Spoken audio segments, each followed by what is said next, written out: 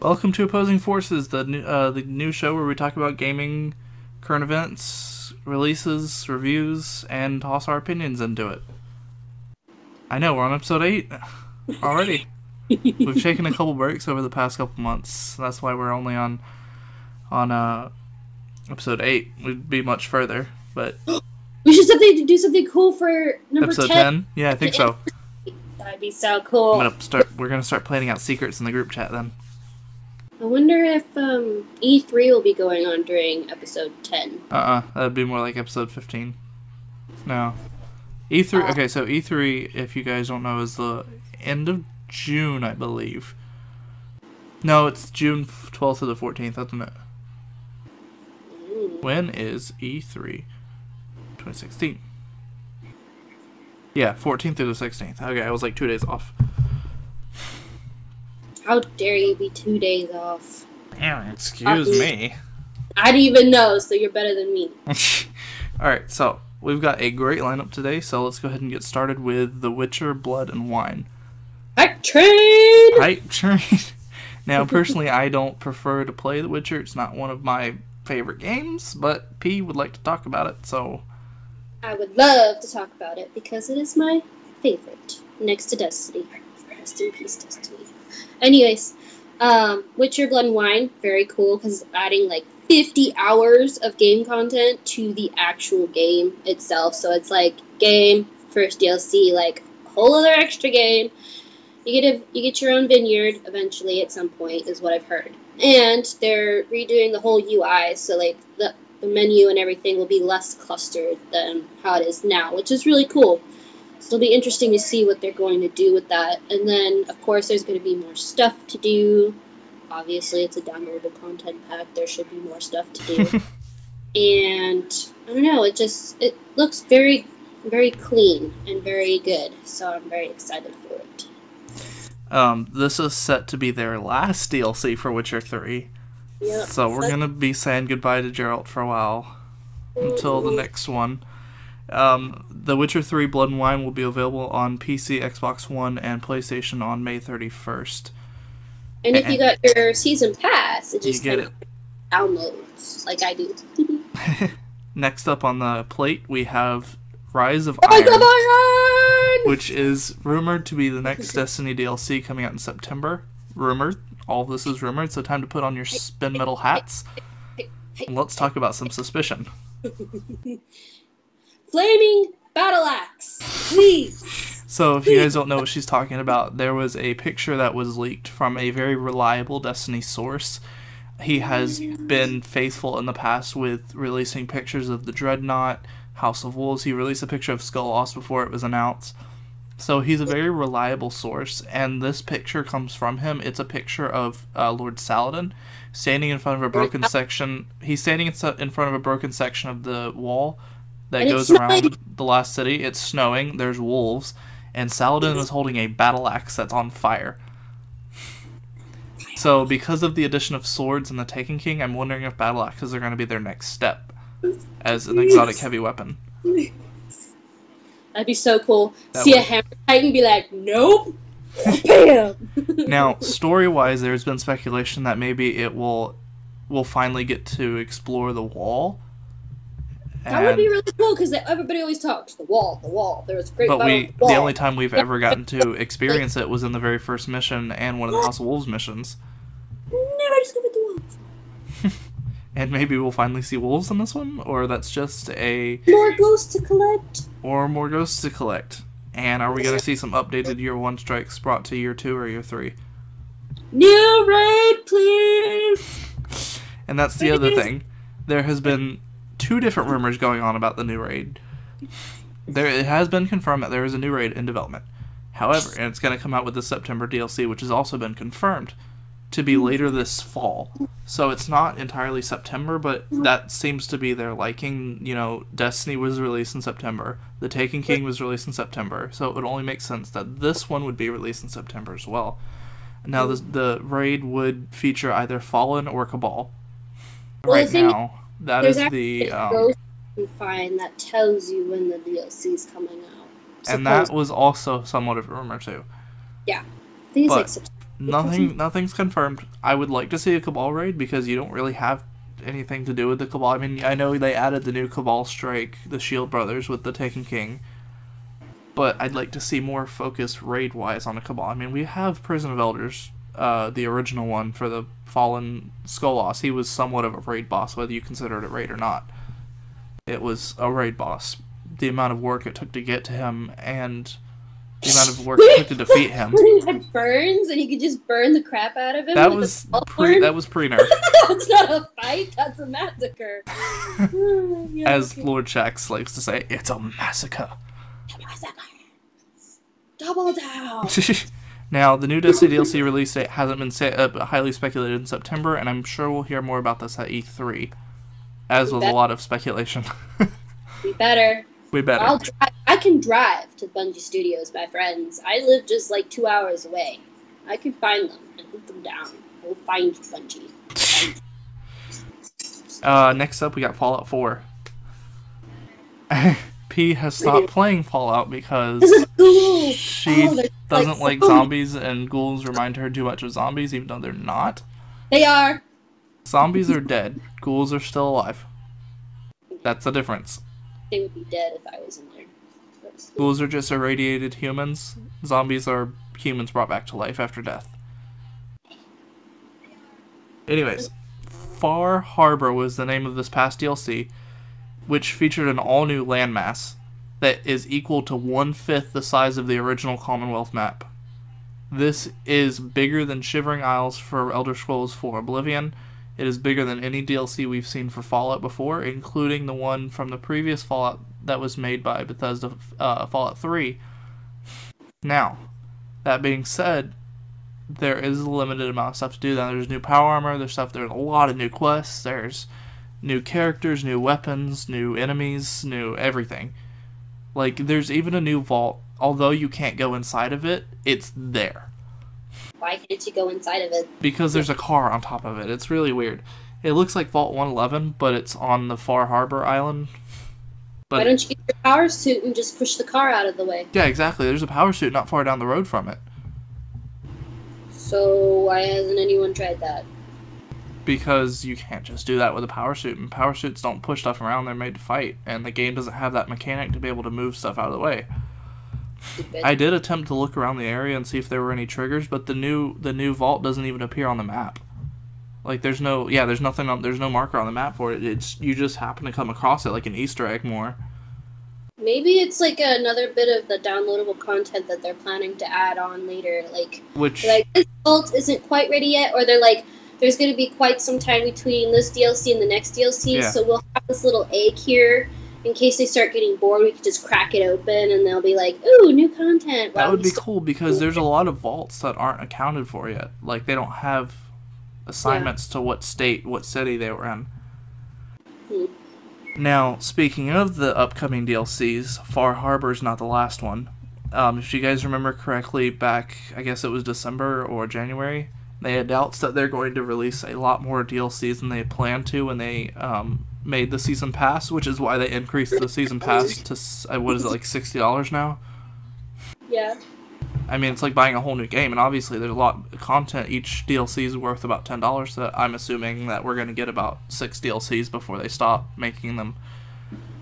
Now, there's no announcement for the next DLC, which is rumored to be next month, because they are doing a monthly DLC release basis. But there is speculation that it's called Nuka World. Nuka World? And it's based around a theme park. That's kind of cool. Yeah. It doesn't seem like it would be a very big expansion, seeing as a theme park usually isn't the size of Far Harbor. It could add other little game mechanics, though. Yeah. Like being able to move cars off of certain vaults. Yeah, no, there's just a random rusted car sitting on top of a vault. The door to the vault, which is outside of a hotel. Nobody ever got in it. That would be like a perfectly good vault, and nobody went inside. It's fully stocked. But I know, it's sitting right outside of a hotel. Yeah. Maybe there's a... It's in the courtyard of a hotel. Imagine if everybody in the hotel went in there and it was like Bates Hotel in the vault. Oh gosh, that's a really good show though. But it's rumored to be next month because of their monthly release basis that they're doing. Now, let me close something.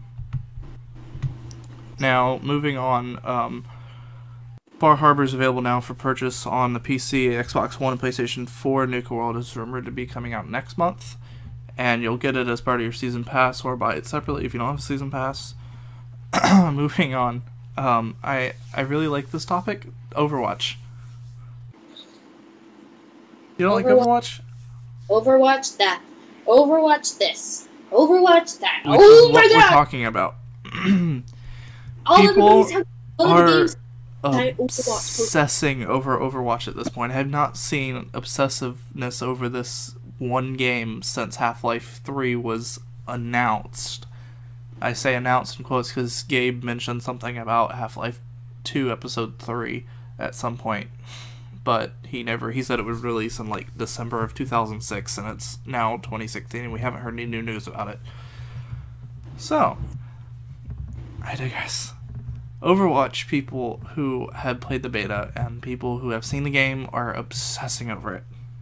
And I keep reading new news stories about crazy people that have done things because of this game. I'll start off with the lesser end of the spectrum. People have been pretending to play Overwatch in other games like Counter-Strike and Team Fortress. They have been playing as if it was Overwatch characters. They've been doing their characters' quotes, their shticks, their movements. One of the characters in Overwatch is a turret that he plants his turret down in one spot. He just sits there and just guns anyone that comes in his path. In Counter-Strike, someone literally sat there on one section of the map and just gunned everyone down. He pretended to be Bastion. That's funny. Coincidentally, Bastion's also the most overpowered character in Overwatch. But that's just because of his turret. His turret never runs out of ammo, and it's like super powerful. And it can be used anytime. But going to the more crazier end of the spectrum, people have created songs like, you have the 12 Days of Christmas, now there's the 25 Days Till Overwatch song. There's kids drawing characters and Blizzard actually doing a recreation of that character, what it would look like in the game. There's giant life-size dolls being put in store windows of Overwatch characters and on streets and in hotels and all over the world. The world is obsessing over this game. I'm going to take a giant flaming battle axe and chop every single one of those dolls in half. To be fair, I think a battle axe is one of the weapons in the game.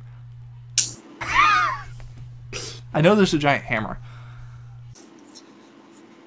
There's a giant hammer. I'm not sure if there's a giant axe. I'm tired of hearing about it. I'd rather hear about No Man's Sky or Rise of Iron or Ghost Recon Wildlands. Or Wildlands, yes. But it's okay. I'll let Overwatch have its 5 seconds of glory, and then I'll go back to Destiny. Now, Overwatch, Blizzard, of course, has been eating all of this fandom up. Of course. I mean, it's free advertising for their game, so who are they to complain? But I feel like this game is probably going to win Game of the Year. Until it goes bad, and then it's bad. I feel like this is going to become Game of the Year. Just because of the amount of hype that's behind it right now. Well, we saw the amount of hype behind the Division, and we saw how okay, here's the difference, though. Overwatch follows the general game build of Team Fortress, which has been around since, like, late 2000s, like, after 2005. I'm not sure exactly when it was created. It came out on the 360, if that tells you how long ago it was. It came out with Half-Life. It came out with Portal, the original Portal, which was 2007. So it was between 2005 and 2007 when Team Fortress 2 came out. Mm-hmm. Team Fortress 2 is still around today and is one of the biggest games on Steam. What about WoW? Not as big anymore. Used to be a lot bigger. WoW is definitely winding down. Also, by the way, if you buy or pre-order Overwatch, you get items for World of Warcraft, and you get items for Heroes of the Storm and Hearthstone. Of course. Now that I'm playing WoW. Well, both of them are Blizzard games, so it makes sense. Yeah, I know. But Overwatch will be available on PC, Xbox One, and PlayStation 4 on May 23rd or 24th, depending on your location or time zone. They're releasing the game. Most games release at midnight. This game's releasing at like 7 p.m. That's not bad. Well, that's not normal for a game, but to each their own. So that's why there's 2 different days for when it releases, because in America we're getting it on the 23rd. On the other side of the world, they're getting it on the 24th. Sucks to be you. Like people in Europe and Asia and But I'm Africa, sure they get full games that we never even get to see, or they get to have games sooner than we do. So, I mean. Well, another thing about Overwatch I think people like is there's a lot more characters than Team Fortress. There's a giant panel of characters that have different abilities. I looked at some of the characters, and there are some really pretty ones that I liked, and I don't know. Everyone seems to be going after Mei right now. The Frost one. I like the video game girl with the giant robot. Yeah, no, she's cool. The pink one. Yeah, like that's me. That's the second most favorited right now. Then there's Tracer. Who's like the really quick, like Flash or like really fast hero. Help me. Now, moving on. I know I keep talking about this every week, but I keep seeing new news about it, and it's actually surprising since Doom came out 2 weeks ago. But there's still brand new news about it still coming around. Now, everyone knows there's a season pass, and there's DLCs coming out for it.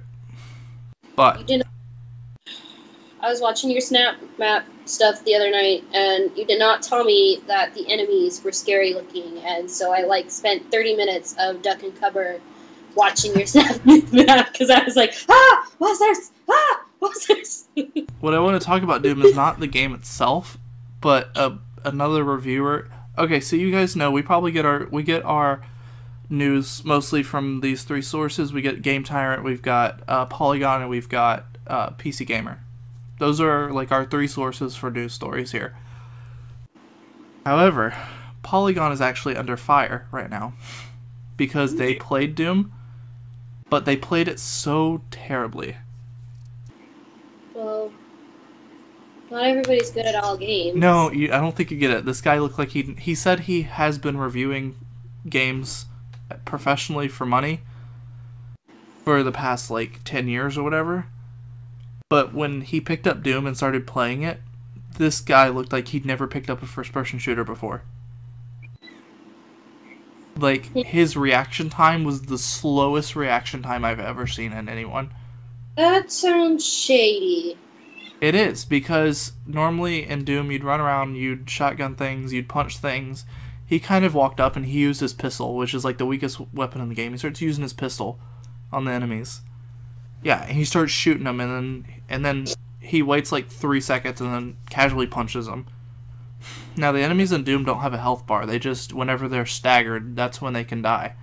But if they're not staggered, they can't die. So, for him to wait like 5 seconds before trying to kill something is like, dude, shoot it. Yeah. Like, instead of using a shotgun like he should have, he was using a pistol. I mean, I'm not, like, the best at video games, but I think I could kill a couple things in Doom without looking terrible.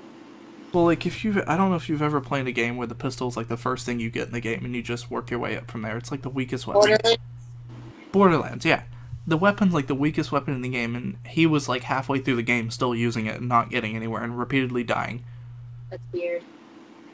So, the Polygon's under fire. There's a bunch of memes about them right now, and like, it's just really crazy, because He must have gotten paid a lot of money to do that kind of bullshit, because he must have known that this was going to happen. I don't know, but it's backfired so much on him. It was just bad. Yeah, he got called a noob, which is not the most terrible thing he got called, but that's the only thing I can say on air. That's a bad insult. That's a bad gamer insult. Well, that is to a professional gamer who gets paid for what they do. Really big insult. He gets paid by the company that makes the game to play their game. And he's been doing it for 10 years, but he is a terrible player. I think he could probably use some improvements. Now, I watched a side-by-side clip of him playing, and then NVIDIA playing Doom. NVIDIA does this fast-paced stuff where they actually knew how to play the game, and they were rushing around, punching things, shooting things, throwing grenades. This guy was like, he wasn't even running, he was just walking. Wow. Which is not something you do in first-person games. No. I don't care what type of first-person game. Portal, I'm talking Team Fortress, Destiny. You don't walk in a first-person game. If you're walking in Destiny, you're dying. Unless you're dead. But this guy was walking. And he wouldn't shoot. He had his pistol out, but he wouldn't shoot. He would just punch things. And it wasn't getting him anywhere, because you can't really punch things in that game. Punch! He wasn't using the tools that he could have used to win the game. That sounds really shady. I don't know. I think he needs to fess up. He needs to be evaluated. Now, I know that I think they've temporarily removed him from their reviewer list. Temporarily removed him. Because they got so much bad flack from him. Now, the game is available on PC, Xbox One, PS4 right now. Season Pass stuff hasn't been announced yet. Don't know when. I'd like to wrap this up with talking about mid-cycle hardware rotation on consoles. PC... Not PC, PlayStation, Xbox, Nintendo are the three that are going to get hardware upgrades within the next few months. So, if you guys aren't familiar with mid-cycle hardware upgrades, I'm talking like if you look back at the Xbox 360, you had the 360, you had the 360S, you had the 360E. For the PlayStation, you had the PS3, the PS3 Slim, the Super Slim. That's what I'm talking about by mid-cycle hardware rotation. Well, I'm not getting rid of mine because it's a limited edition Destiny. I'm not getting rid of mine either. See, this is the thing that developers for consoles have to also remember is people already have the console. It plays the same games. It just has better hardware.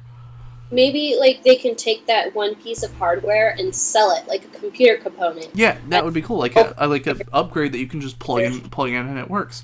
Yeah, or open up your PlayStation, replace that one piece, and stick your PlayStation. Which, in PlayStation's case, is the graphics card. They're upgrading it to 4K graphics.